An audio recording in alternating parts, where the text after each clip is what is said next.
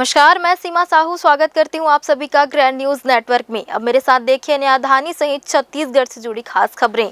खबरों का सिलसिला शुरू करें उससे पहले एक नजर आज की हेडलाइंस पर। इस हेडलाइंस के प्रायोजक है doctor CV Raman university, be the change.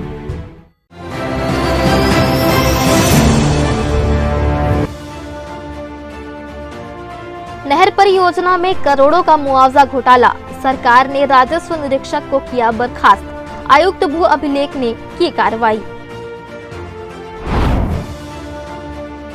जिला पंचायत बिलासपुर के लिए अध्यक्ष उपाध्यक्ष का चुनाव शनिवार को, आंकड़ों ने बढ़ाई चुनाव में दिलचस्पी। प्रधानमंत्री नरेंद्र मोदी 30 मार्च को बिल्हा के मोहभट्टा में करेंगे बड़ी जनसभा, जिला प्रशासन तैयारियों में जुटा, दी गई जिम्मेदारी। तेज रफ्तार हाईवा ने फिर बुझाया एक घर का चिराग, कॉलेज से लौट रहे छात्रों को पीछे से मारी टक्कर, एक की मौत एक घायल।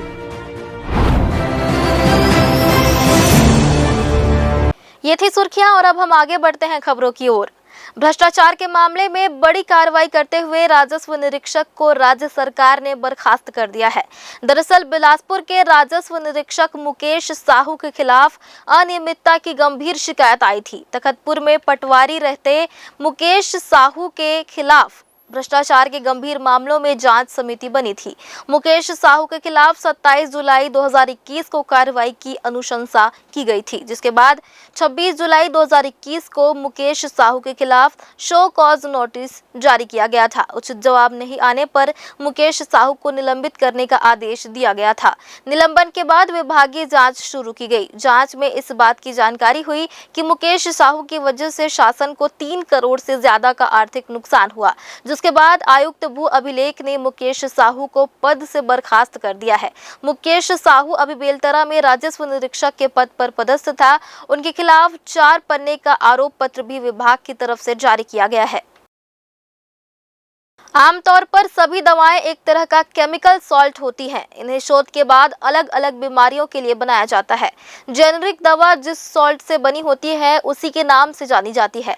प्रधानमंत्री भारतीय जन औषधि परियोजना के अंतर्गत सरकार का उद्देश्य लोगों को ब्रांडेड महंगे के स्थान पर गुणवत्ता वाले जेनेरिक दवाइयां प्रदान करना है। लिहाजा शुक्रवार को जन औषधि दिवस के अवसर पर बिलासपुर में भी कार्यक्रम का आयोजन किया गया। देशवासियों में जेनेरिक दवाइयों के प्रति जागरूकता और विश्वास पैदा करने के उद्देश्य से 7 मार्च को देश भर में जन औषधि दिवस मनाया जाता है। यह दिन प्रधानमंत्री भारतीय जन औषधि परियोजना की उपलब्धियों को मनाने का भी दिन है। केंद्र सरकार द्वारा नवंबर 2016 को घोषित प्रधानमंत्री जन औषधि परियोजना में सरकार द्वारा उच्च गुणवत्ता वाली जेनेरिक दवाइयाँ बाजार मूल्य से 50 से 80% तक कम कीमत पर उपलब्ध कराई जाती है। इसी कड़ी में शुक्रवार को जन औषधि दिवस के अवसर पर बिलासपुर में जिला अस्पताल में कार्यक्रम का आयोजन किया गया। इस मौके पर मुख्य अतिथि के रूप में केंद्रीय राज्य मंत्री तोखन साहू उपस्थित रहे, जहां उन्होंने जन औषधि के माध्यम से उपलब्ध हो रही दवाइयों के प्रति लोगों को जागरूक करते हुए कहा कि सरकार के द्वारा लोगों को दवाइयों में जिस तरह से सुविधा प्रदान करते हुए सस्ते दर पर दवाइयाँ उपलब्ध कराई जा रही हैं, वह कई लोगों को राहत उपलब्ध करा रही है। आमतौर पर कंपनी की ब्रांडेड दवाइयाँ काफ़ी महंगी होती हैं, लेकिन सरकार के द्वारा रेड क्रॉस के माध्यम से जिस तरह से सस्ती दवाई उपलब्ध कराई जा रही है, वह कई मरीजों के लिए लाभदायक साबित हो रही है। स्वस्थ व्यक्ति ही स्वस्थ समाज की कल्पना को साकार कर सकते हैं।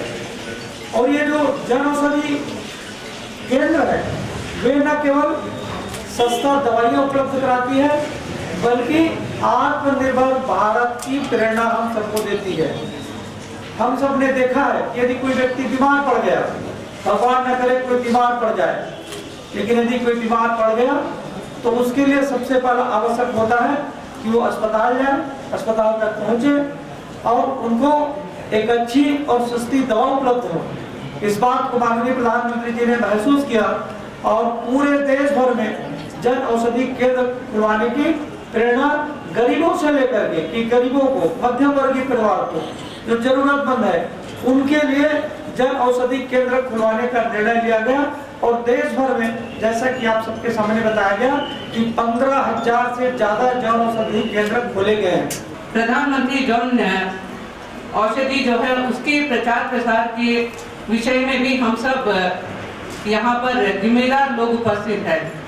निश्चित रूप से ये जेनेटिक दवाइयाँ जो है सिर्फ गरीबों के लिए नहीं हैं, ये सब हम यहाँ पर जिम्मेदार लोग हैं, तो हम सब भी इसको हम अपने घरों में या फिर अपने जो घर के काम करने वाले उनको भी ये दवाई हम जब लेके देते हैं या फिर उनको जब हम मदद करते हैं तो इन दवाइयों का जब हम लेना प्रारंभ करेंगे तो निश्चित रूप से गरीब तबके लोग अपने गरीबी से या पैसे कमी से इस्तेमाल करने के लिए नहीं, सभी हम लोग को भी ये दवाई इस्तेमाल करना चाहिए।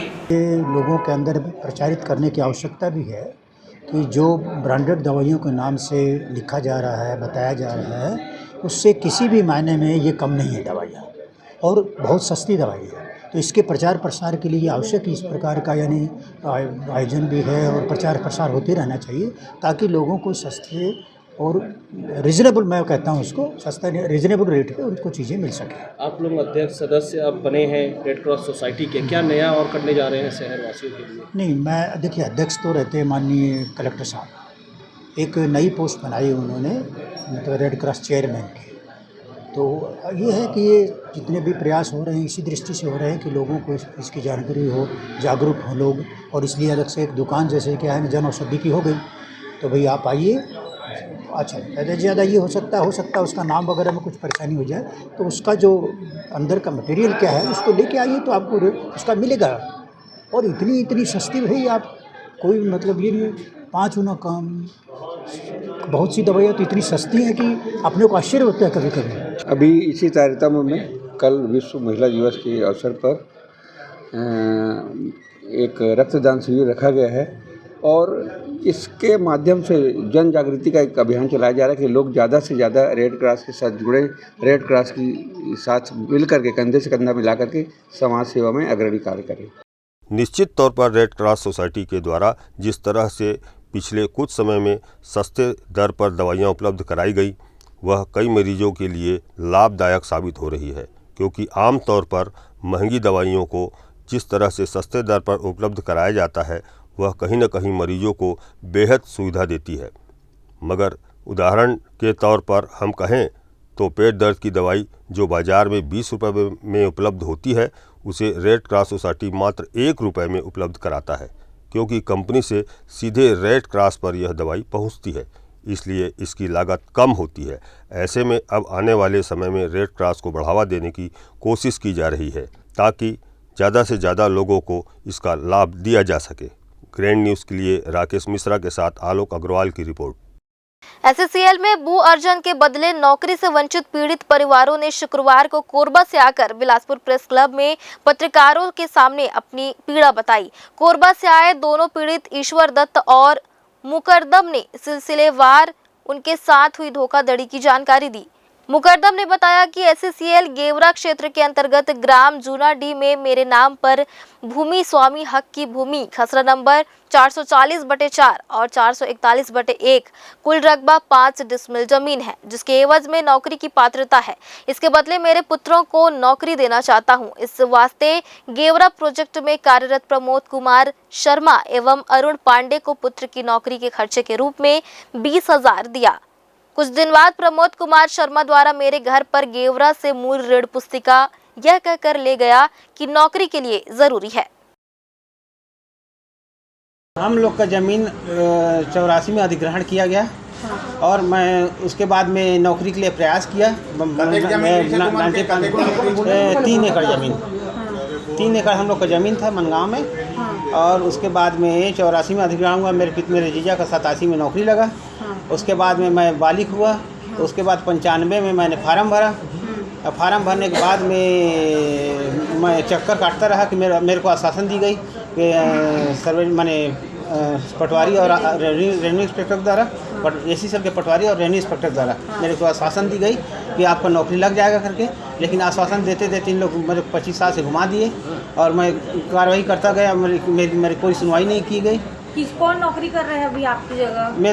मेरे ज़मीन पर दूसरा कोई नौकरी कर रहा है, साहू करके। क्या नाम है? उत्तम कुमार साहू। फर्जीवाड़ा शिव कुमार गोविल का पटवारी है, उसी की वजह से। बौद्ध समाज ने महाबोधि महाविहार को मुक्त करने और उसका संचालन बौद्ध समुदाय को सौंपने की मांग को लेकर जिलाधिकारी को ज्ञापन सौंपा। समाज के सदस्यों ने कहा कि जैसे अन्य धर्मों के आस्था केंद्र उनके समुदाय के नियंत्रण में रहते हैं, उसी प्रकार बौद्ध गया जहां भगवान बुद्ध को ज्ञान प्राप्त हुआ था, उसे भी बौद्ध समाज को सौंपा जाना चाहिए। बौद्ध महासभा के प्रांतीय संयोजक महेश चंद्रिका पुरे ने बताया कि इस मांग को लेकर पिछले 50 वर्षों से आंदोलन चल रहा है, लेकिन अब तक कोई समाधान नहीं हुआ है। प्रांतीय सचिव तम्हाने ने बताया कि यह आंदोलन केवल बिलासपुर ही नहीं बल्कि पूरे देश में चल रहा है। 12 फरवरी 2025 से बौद्ध गया में भिक्षुक संघ द्वारा अनिश्चितकालीन भूख हड़ताल की जा रही है, जिससे कुछ भिक्षुओं की तबीयत बिगड़ गई है। बौद्ध समाज ने सरकार से बीटी एक्ट 1949 को रद्द कर महाबोधि महाविहार को बौद्धों को सौंपने की मांग की है। समाज ने चेतावनी दी है कि यदि मांगे पूरी नहीं हुई तो यह आंदोलन राष्ट्रीय और अंतर्राष्ट्रीय स्तर पर तेज किया जाएगा। आज हम सभी बौद्ध समाज के लोग जो भगवान बुद्ध को मानते हैं, वे सारे लोग आज यहाँ पर उपस्थित हुए हैं, क्योंकि जो बुद्ध गया में जो महाबोधि महाविहार जो है, उसके मुक्त करने के लंबे समय से एक मांग चल रही है कि उसको मुक्त कर दिया जाए तथा उसका जो संचालन जो है वो बौद्ध समाज के लोगों के हाथों में दिया जाए। इसी बातों को लेकर आज पूरा समाज जो है आज ज्ञापन देने के लिए यहाँ पर आया है। और ये आंदोलन जो है पूरे भारत में सभी लोग जो है इस आंदोलन को चला रहे हैं, और हम चाहते हैं कि वो समय आ गया है कि बुद्ध विहार को मुक्त कर दिया जाए। ये मांग जो है विगत 50 वर्षों से भारत में चलाई जा रही है, और हम चाहते हैं इस ओर ध्यान देना चाहिए सरकार को, क्योंकि जिस धर्म का जो विहार होता है या मंदिर होता है या मस्जिद होता है या चर्च होते हैं, उन्हीं के समाज के लोग संचालित करते हैं। इसलिए हम चाहते हैं कि जो बुद्ध मंदिर है वो बुद्ध मंदिर का संचालन जो है बौद्ध समाज के लोग करें। आज यहाँ ज्ञापन देने का उद्देश्य है जो बिहार में जो बुद्ध गया महाबोधि महाविहार है उसका जो मुक्ति आंदोलन चल रहा है, और वो आंदोलन बीटी 1949 जो कानून है वो चालू है और उसको निरस्त करने के लिए आज यहाँ ज्ञापन दिया जा रहा है। और बिलासपुर में ही नहीं पूरे भारत भर में यहाँ आंदोलन चालू है, और जो गैर बौद्धों के चंगुल में है 1949 एक्ट के तहत उसको निरस्त करना है। आगे की रणनीति ये है कि और इससे ज़्यादा जन आंदोलन होगा और हर जगह हर जिले में हर जगह ज्ञापन दिया जाएगा। हमारा जो प्रबंधन है वो गैर बौद्धों के हाथ में है, और जो बीटी एक्ट 1949 है उसको रद्द कराना है। ये दो मांग को लेकर आज हम यहाँ कलेक्टर कार्यालय के पास उपस्थित हुए हैं, और हम सभी संगठन जितने भी बौद्ध संगठन हैं सभी यहाँ ज्ञापन सौंपने के लिए आज यहाँ उपस्थित हुए हैं, और हमारी मांग जो दो मांगे हैं वो पूरी हो उसी मांग को लेकर हम वहाँ जा रहे हैं। फिलहाल वक्त हो चला एक छोटे से ब्रेक का। ब्रेक के बाद भी खबरें जारी रहेंगी। बने रहिए ग्रैंड न्यूज नेटवर्क पर।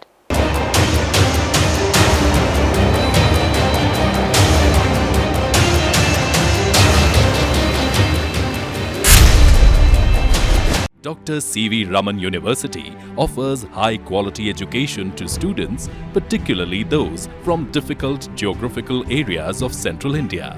The flourishing 70-acre campus boasts of more than 120 state-of-the-art laboratories, smart classrooms, research centers, and a plethora of on-campus facilities that provide easy access. Dr. C.V. Raman University.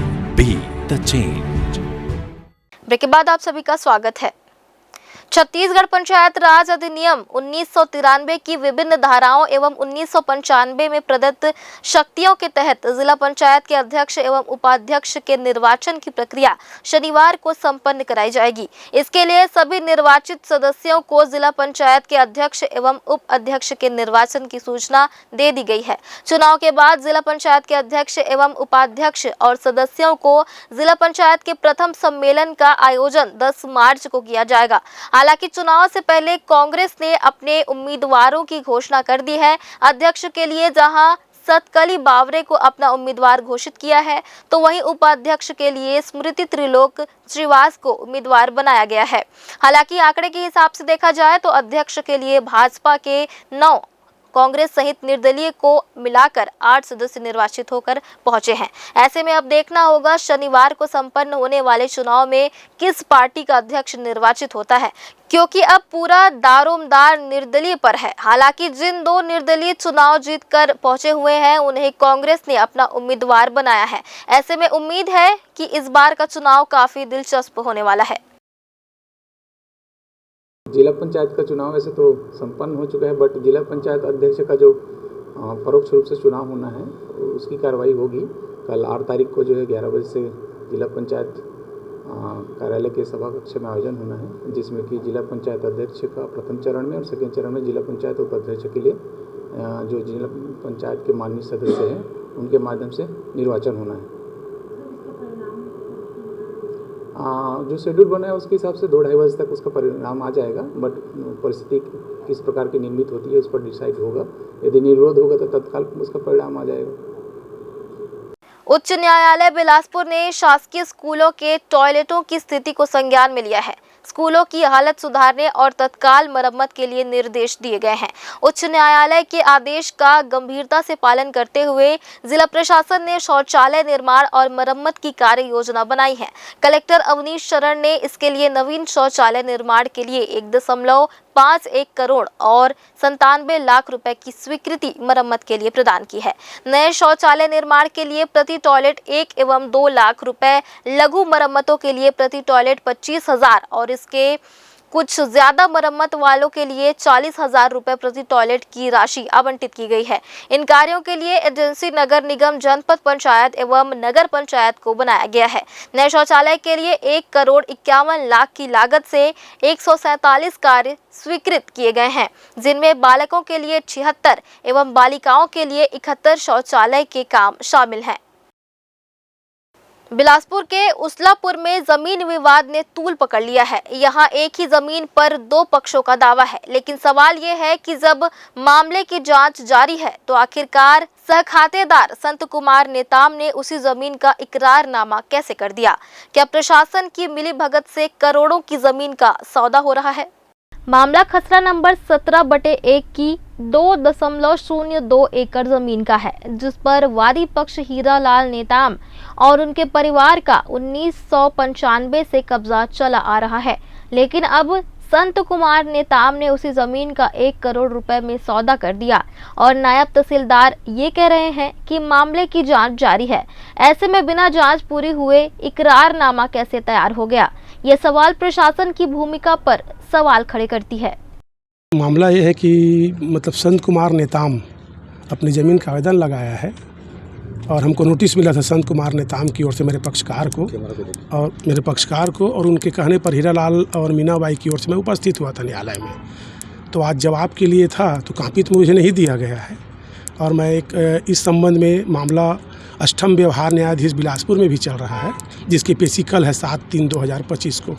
तो इसको मैं लिखित पे दिया हूँ कि भाई 7/3/2025 को पेशी है अष्टम व्यवहार न्यायाधीश में, और तहसीलदार महोदय जो हैं उसमें प्रतिवादी क्रमांक 7 है, उनको भी शायद नोटिस तामील हो गया है। तो मैं उन्हीं चीज़ को बताया हूँ कि भाई आप पक्षकार हो और उसमें सुनवाई नहीं कर सकते, ऐसा नियम में हमें दिया हूँ, मानना नहीं मानना उनकी इच्छा है। तो ले ली मेरे आवेदन को लेने के लिए और 2 दिन का 10 तारीख को पेशी दे दी है जवाब के लिए। नियम क्या कहता है इसमें?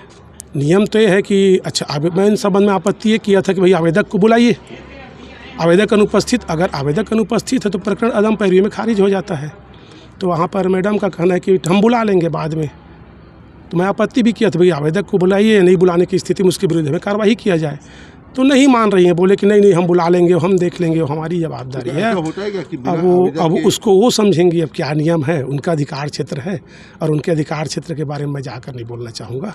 17/1 में आवेदक संत कुमार नेताम हैं। इन्होंने एक कलेक्टर महोदय के सामने एक शिकायत की थी कि अवैध रूप से इनकी जो ज़मीन है वो धनीराम नेताम के नाम पर ट्रांसफ़र हो गई है, जिसमें कलेक्टर महोदय के द्वारा जांच करवाई गई थी, जिसमें पाया गया है कि धनीराम के नेताम के नाम पे जो भूमि आज की डेट में ट्रांसफ़र हुई है, उसके बाद फौजदारी नामांतरण जो हुआ है उसके तथ्यों की जांच हो रही है और उसी के बेसिस में एक प्रकरण चल रहा है हमारे यहाँ, जिसकी हम जांच कर रहे हैं।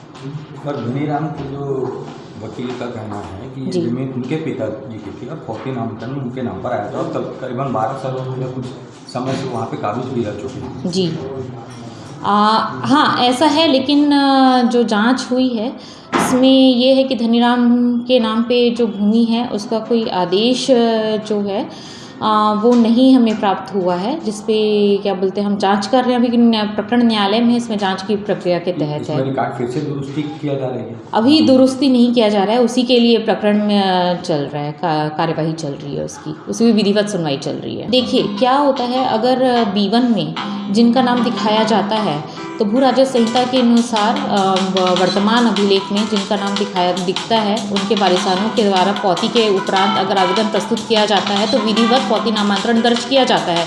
उसी प्रक्रिया में वहाँ पे नाम ट्रांसफ़र की कार्यवाही हुई थी। अब ये तो आवेदक के ऊपर है, न्यायालय में उन्होंने आवेदन लगाया, हमारे पास शिकायत आई है तो उसमें हमने जाँच कर रहे हैं और जाँच के उपरांत उसमें विधिवत कार्यवाही होगी।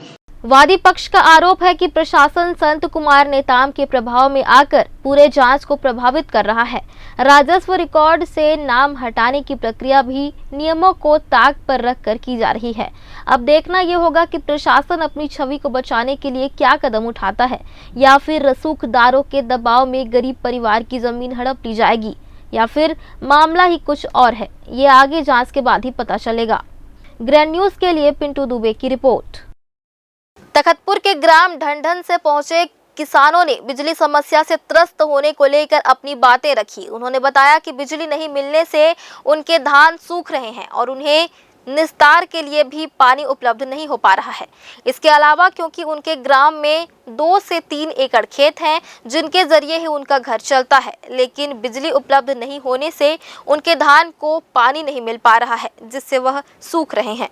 कई बार इसकी शिकायत स्थानीय बिजली ऑफिस में की गई, लेकिन उनके द्वारा उच्च अधिकारियों से बात करने की बात कह दी गई, जिसके फलस्वरूप वे आज मुख्यालय पहुंचे हैं और अपनी समस्या उच्च अधिकारियों तक रख रहे हैं।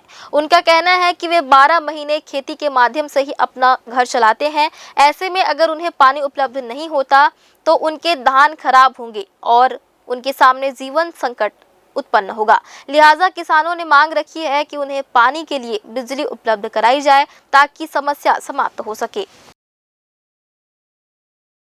छोटा 2 एकड़ 1.5 एकड़ 1 एकड़ में धान लगाए हैं, लाइन के खूब समस्या होते हैं, साथ साथ पिए भी बर तकलीफ होवत है।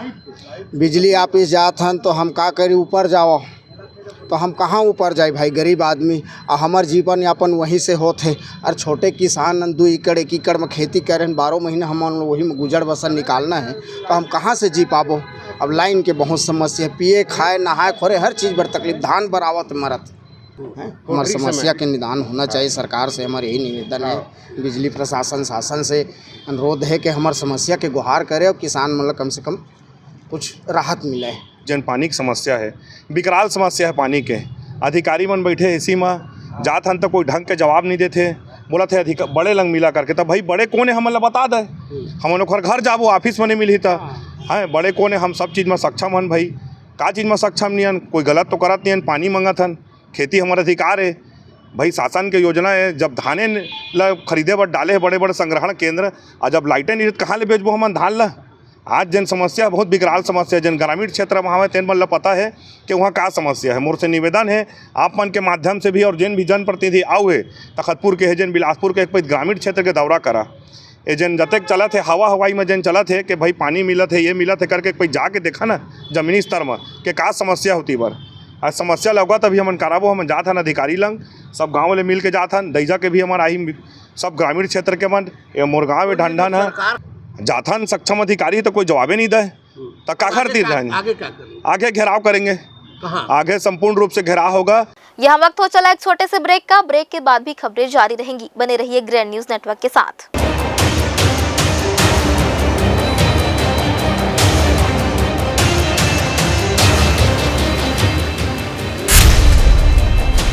Dr. C.V. Raman University offers high-quality education to students, particularly those from difficult geographical areas of Central India.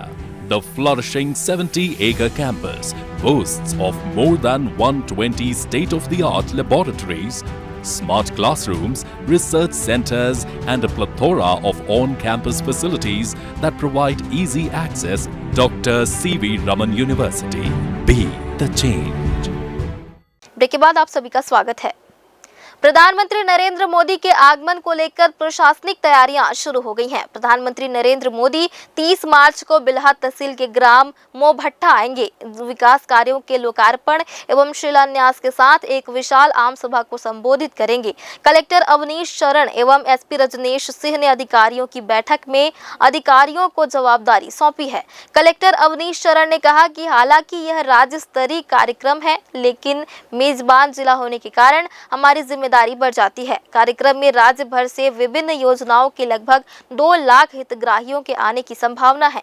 कार्यक्रम की तैयारी 3 चरणों में की जानी है। प्रधानमंत्री के आगमन को देखते हुए सुरक्षा के लिहाज से पुलिस अधिकारियों को सख्त निर्देश दिए, जिसके तहत समारोह स्थल एवं शहर में सुरक्षा जांच बढ़ाने को भी कहा है। इसके साथ ही कलेक्टर ने वीआईपी आगमन को देखते हुए 25 तारीख से सरकारी और एससीएल, एनटीपीसी और रेलवे के रेस्ट हाउस को अधिग्रहित करने के निर्देश भी दिए हैं। पिछले दिनों माननीय मुख्यमंत्री जी ने रायपुर में बैठक की थी और उसके बाद यह तय हुआ है, लगभग फाइनल हो गया है कि माननीय प्रधानमंत्री जी 30 मार्च को बिलासपुर प्रवास पर रहेंगे। ये राज्य स्तरीय कार्यक्रम होगा जिसमें हितग्राही मूलक योजनाओं का शिलान्यास और जो वितरण वगैरह कार्यक्रम होता है वो होगा। बिलासपुर इसको होस्ट कर रहा है। तो आज जिला प्रशासन के जितने समस्त अधिकारी हैं, सुरक्षा व्यवस्था को लेके, लॉजिस्टिक्स को लेके और हितग्राही जो आ रहे हैं उनके कैसे उनकी व्यवस्था होगी, क्योंकि राज्य स्तरीय कार्यक्रम है। आसपास के जिलों से भी हितग्राहियों के आने की संभावना है। तो हम लोगों ने आज प्रारंभिक बैठक की है। इसके बाद सभी अधिकारियों को हमने ड्यूटी भी दी है और ये काम कल से यहाँ पे प्रारंभ भी हो जाएगा और जैसा आगे निर्देश प्राप्त होगा राज्य शासन द्वारा हम लोग उसमें करेंगे आगे। प्रधानमंत्री जी का जो दौरा है उसके लिए आज हम लोगों ने बेसिक बैठक की है। उसमें सुरक्षा के संबंध में जितनी भी तैयारियां होनी है वो डिस्कस किया है। इसके लिए आप सभी जानते हैं हेलीपैड है, मेन स्टेज है, डोम लगेंगे और अप्रोच रोड है, पार्किंग है। ये सब की व्यवस्था किस तरीके से सुनिश्चित की जाए, किस तरीके से बैरिकेटिंग होगी, कितने रिसोर्सेज लगेंगे, हमारे पुलिस के इक्विपमेंट, डीएफएमडी, ये सब सारी चीज़ें हम लोगों ने डिस्कस किया है और इसको हम लोग और बेहतर तरीके से अभी सारी ड्यूटी लगाएंगे और उसके हिसाब से सुरक्षा होली के लिए सभी अधिकारियों की मीटिंग कल ली गई थी। सभी थाना प्रभारियों को निर्देशित किया गया है कहीं भी किसी भी प्रकार की कोई भी बदमाशी नहीं होनी चाहिए। सभी ऐसे बदमाश या गुंडे बदमाशी जो भी पहले से उसको देखकर कभी कोई ऐसी घटना दुर्घटना हुई है तो उसके अनुसार भी प्रिवेंटिव कार्रवाइयाँ और माइनर एक्ट के तहत कार्रवाई करेंगे। Thank you. बिलासपुर जिला पुलिस अधीक्षक रजनेश सिंह ने आगामी होली पर्व और वीवीआईपी प्रवास के मद्देनजर जिले के सभी राजपत्रित अधिकारियों की बैठक पुलिस लाइन परिसर में आयोजित की। बैठक में आपराधिक गतिविधियों पर अंकुश लगाने, शांति व्यवस्था बनाए रखने, नाकेबंदी पॉइंट्स को मजबूत करने, विजिबल पुलिसिंग और आसूचना संकलन को प्रभावी बनाने के निर्देश दिए गए। विशेषकर आपराधिक गतिविधियों में लिप्त लोगों पर कड़ाई से नजर रखने निर्देश दिया गया है। पुलिस अधीक्षक ने सभी थाना प्रभारियों को अपने क्षेत्रों में शांति समिति की बैठक आयोजित करने के निर्देश दिए। होली के लिए सभी अधिकारियों की मीटिंग कल ली गई थी। सभी थाना प्रभारियों को निर्देशित किया गया है कहीं भी किसी भी प्रकार की कोई भी बदमाशी नहीं होनी चाहिए। सभी ऐसे बदमाश या गुंडे बदमाशी जो भी पहले से उसको देखकर कभी कोई ऐसी घटना दुर्घटना हुई है तो उसके अनुसार भी प्रिवेंटिव कार्रवाइयाँ और माइनर एक्ट के तहत कार्रवाई करेंगे। पिछले 3 दिनों से लगातार नगर निगम के द्वारा शहर में अतिक्रमण अभियान के माध्यम से सड़क यातायात को दुरुस्त करने की कोशिश हो रही है, तो वहीं नियम विरोध कार्य करने वालों के खिलाफ जुर्माने की कार्रवाई भी की जा रही है। इसी कड़ी में शुक्रवार को नगर निगम का अतिक्रमण दस्ता जगमल चौक से पुराना पावर हाउस तोरवा तक अतिक्रमण हटाने पहुंचा। इस दौरान अतिक्रमण टीम ने सड़क किनारे बनाए गए शेड को हटवाया, तो वहीं फुटपाथ पर बनाए गए अस्थायी दुकानों को भी हटाकर उसे क्षेत्र को वापस फुटपाथ बनाने की कोशिश। इस पूरे अभियान के दौरान कुछ जगह नगर निगम के अतिक्रमण विभाग के सदस्यों को वाद विवाद के दौर से भी गुजरना पड़ा, लेकिन इस दौरान किसी भी प्रकार की कोई समस्या उत्पन्न नहीं हुई। तो वहीं नगर निगम ने सड़क किनारे रखे गए बिल्डिंग मटेरियल के सामानों को रखने पर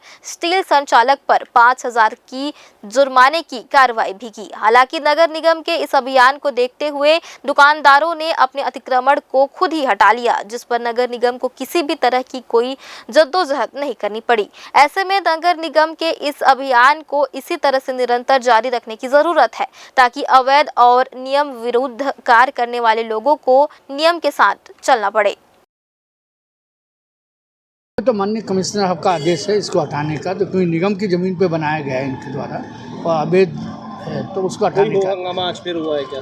थोड़ा बहुत तो चलता ही है, थोड़ा बहुत तो जुर्माने की राशि आज 5,000 काटी है एक की रसीद। किसकी आज? स्टील वाले के ऊपर 5,000 का जुर्माना किया। कोई सील की कार्रवाई तो आज नहीं हुई है? नहीं, आज सील की अभी नहीं हुई, आदेश अगर मिलेगा तो सील किया जाएगा। मौजूदा समय में देखा जा रहा है कि लोग बीमारियों से ज्यादा ग्रस्त हो रहे हैं।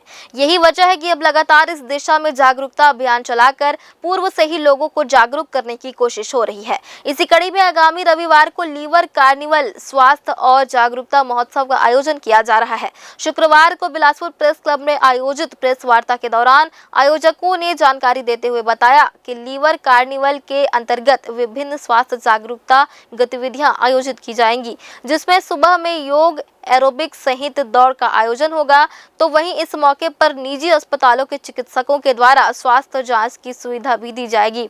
इसके अलावा शाम के वक्त मिनी स्टेडियम गांधी चौक में पोस्ट कठपुतली शो, हेल्थ चेकअप का प्रदर्शन होगा, जबकि मनोरंजन और शारीरिक गतिविधियों को प्रोत्साहित करने के लिए डॉक्टर के बीच 10-10 ओवर का क्रिकेट मैच भी खेला जाएगा। इस आयोजन का मुख्य उद्देश्य केवल स्वास्थ्य के प्रति जागरूकता बढ़ाना और समुदाय को स्वस्थ जीवन शैली अपनाने के लिए प्रेरित करना है।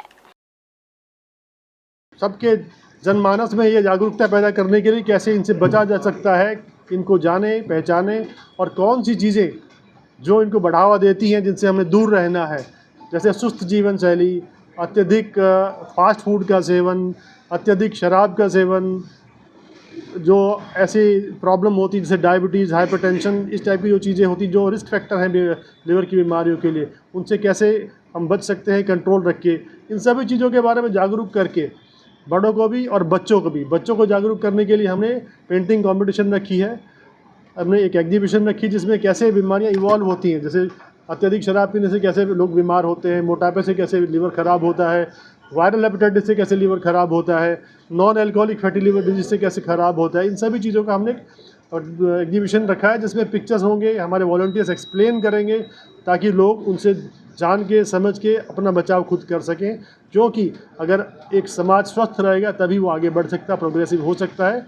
हमने ये सारा एक बुके बनाया है जिसमें सुबह के वक्त की फिज़िकल एक्टिविटी, जिसमें कि योग, प्राणायाम से लेकर जुम्बा और एरोबिक एक्सरसाइजेस, लाफ्टर सेशन, उसके बाद लीवर को ठीक रखने की प्रतिज्ञा, ये सब एक सुबह के समय है। साइक्लोथॉन है, वाकाथॉन है और ये सारे निःशुल्क रहेंगी completely.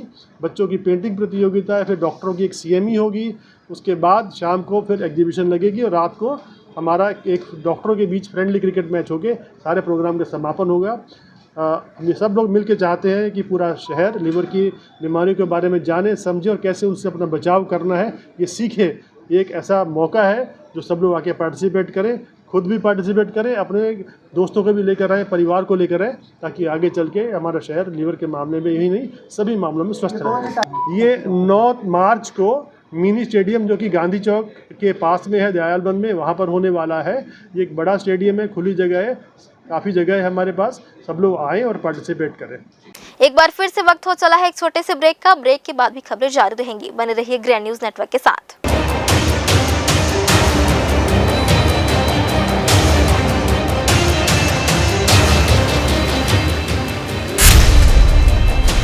Dr. C.V. Raman University offers high-quality education to students, particularly those from difficult geographical areas of central India.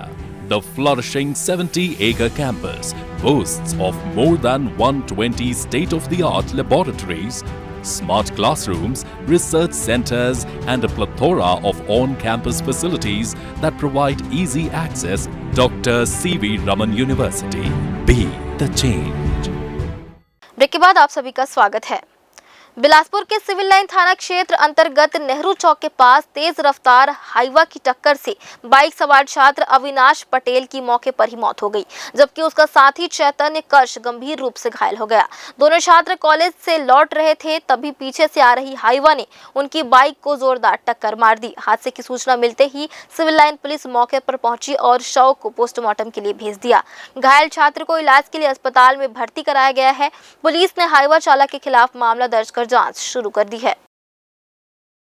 Bilaspur के थाना सिविल लाइन के सामने गेट के पास पुरानी रंजिश के चलते युवक से मारपीट का मामला सामने आया है।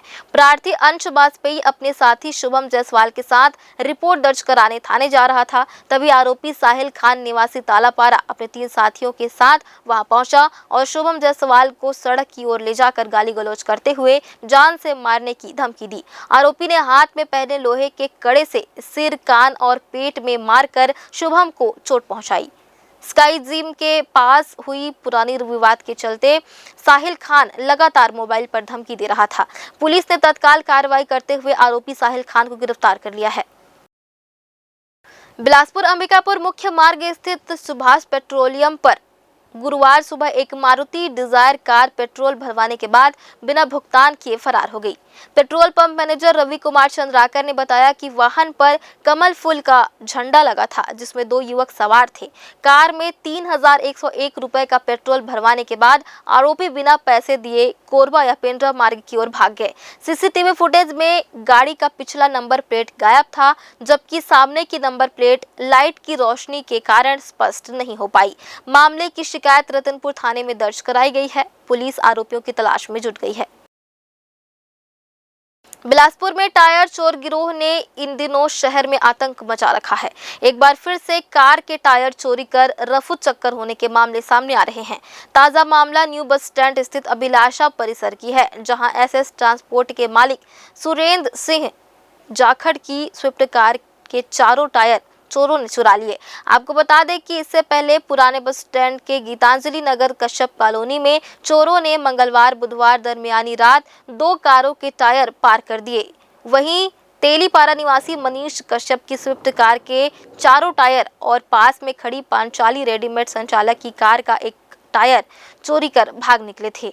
चोरी की वारदात कॉलोनी में लगे सीसीटीवी कैमरों में कैद हो गई थी, जिसमें चोरों ने मुंह पर काला कपड़ा बांधकर वारदात को अंजाम दिया था। लगातार हो रही चोरी से शहर में डर का माहौल बन गया है। अब देखना होगा कि पुलिस कब तक इस गिरोह का पर्दाफाश कर पाएगी या फिर ये चोर घटनाओं को अंजाम देते रहेंगे। ये गिरोह पुलिस विभाग के लिए एक चुनौती बन गई है। शहर में इन दिनों वाहन चोरी की घटनाएं बढ़ती जा रही हैं। ताजा मामला सिविल लाइन थाना क्षेत्र का है, जहां दिन दहाड़े एक बाइक चोरी की वारदात सीसीटीवी कैमरे में कैद हो गई। जानकारी के मुताबिक एक बाइक मिस्त्री दुकान के सामान लेने गया था। इसी दौरान कुछ मिनटों में उसकी स्प्लेंडर बाइक CG10 E0356 चोरी हो गई। आसपास लगे सीसीटीवी कैमरों की जांच करने पर एक युवक बाइक को आराम से ले जाते हुए दिखाई दिया। पीड़ित ने मामले की शिकायत सिविल लाइन थाने में दर्ज कराई है। पुलिस अब फुटेज के आधार पर आरोपी की तलाश कर रही है। एक बार फिर से वक्त हो चला है एक छोटे से ब्रेक का। ब्रेक के बाद भी खबरें जारी रहेंगी। बने रहिए ग्रैंड न्यूज नेटवर्क के साथ।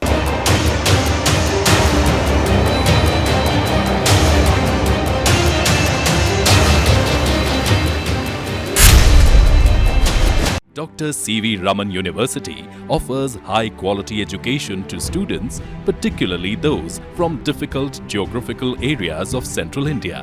The flourishing 70-acre campus boasts of more than 120 state-of-the-art laboratories, smart classrooms, research centers, and a plethora of on-campus facilities that provide easy access. Dr. C.V. Raman University. Be the change. Break के बाद आप सभी का स्वागत है। पचपेड़ी थाना क्षेत्र के ग्राम हरदी चिल्हाटे निवासी 61 वर्षीय प्रभु केवट की लाश गुरुवार सुबह शिवनाथ नदी में तैरती हुई मिली, जिससे क्षेत्र में हड़कंप मच गया। मृतक 2 दिन पहले 4 मार्च को दोपहर करीब 3 बजे घर से निकला था, जिसके बाद से लापता था। परिजनों ने काफी खोजबीन के बाद उसकी गुमशुदगी की रिपोर्ट पचपेड़ी थाने में दर्ज कराई थी। गुरुवार सुबह ग्रामीणों ने नदी में तैरती हुई लाश देखी, जिसकी पहचान प्रभु केवट के रूप में हुई। सूचना मिलते ही पुलिस मौके पर पहुंची पहुंची और शव को पोस्टमार्टम के लिए भेज दिया। पुलिस ने बताया कि पोस्टमार्टम रिपोर्ट आने के बाद ही मौत के असली कारणों का खुलासा हो सकेगा। मामले की जांच जारी है। बिलासपुर शहर में यातायात व्यवस्था सुधारने के तमाम दावों के बावजूद सड़कों पर नियमों की धज्जियां उड़ाई जा रही है। वाहन चालक चालानी कार्रवाई से बचने के लिए आड़ा तिरछा नंबर प्लेट, आधे कटे या मोड़े हुए नंबर लिखवाकर सड़कों पर फर्राटे भर रहे हैं, लेकिन यातायात विभाग की नजर इन पर नहीं पड़ रही है। शहर के प्रमुख चौक चौराहों से लेकर भीड़ भाड़ वाले इलाकों तक ऐसे वाहन आसानी से देखे जा सकते हैं। चालक वाहन की नंबर प्लेट पर धूल डालकर कपड़ा या पॉलिथीन लपेटकर नंबर छुपा रहे हैं, जिससे सीसीटीवी कैमरों में नंबर कैद ना हो सके। वहीं कुछ वाहन चालक नंबर प्लेट को आड़ा तिरछा लिखवाकर पहचान छिपा रहे हैं। नियमों के तहत साफ सुथरी और स्पष्ट नंबर प्लेट अनिवार्य है, बावजूद इसके विभाग की लापरवाही के चलते इन पर कार्रवाई नहीं हो रही है। यातायात विभाग द्वारा रोजाना वाहनों की जांच और चालानी कार्रवाई के दावे किए जाते हैं, लेकिन ऐसे वाहन चालकों पर कोई सख्ती नहीं दिखाई जाती। क्या विभाग सिर्फ दिखावटी कार्रवाई कर रहा है या सच में सख्ती बरतने के लिए कोई ठोस कदम उठाएगा? गौरेला पेंड्रा पुलिस अधीक्षक भावना गुप्ता ने जिले के राजपत्रित अधिकारियों एवं थाना प्रभारियों की अपराध समीक्षा बैठक ली। बैठक में यातायात व्यवस्था को सुव्यवस्थित करने एवं साइबर अपराधों की रोकथाम को लेकर दिशा निर्देश दिए गए। बैठक में सड़क दुर्घटनाओं के कारणों का विश्लेषण कर दुर्घटना जन्य स्थानों की पहचान कर साथ में वाहनों की गति नियंत्रण के लिए बोर्ड एवं स्टॉपर लगाने को कहा गया।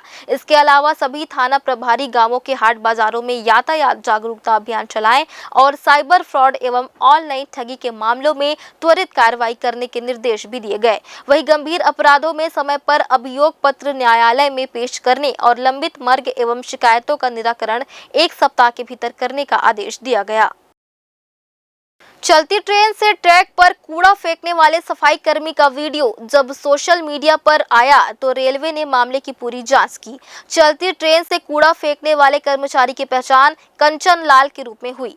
On board housekeeping service provide करने वाली कंपनी के खिलाफ रेलवे ने बड़ा एक्शन लिया है। कंपनी को सफाई कॉन्ट्रैक्ट के पारा 9 के उल्लंघन का दोषी पाया गया। इसके लिए प्रयागराज मंडल द्वारा ठेकेदार पर 25,000 रुपए का जुर्माना लगाया गया।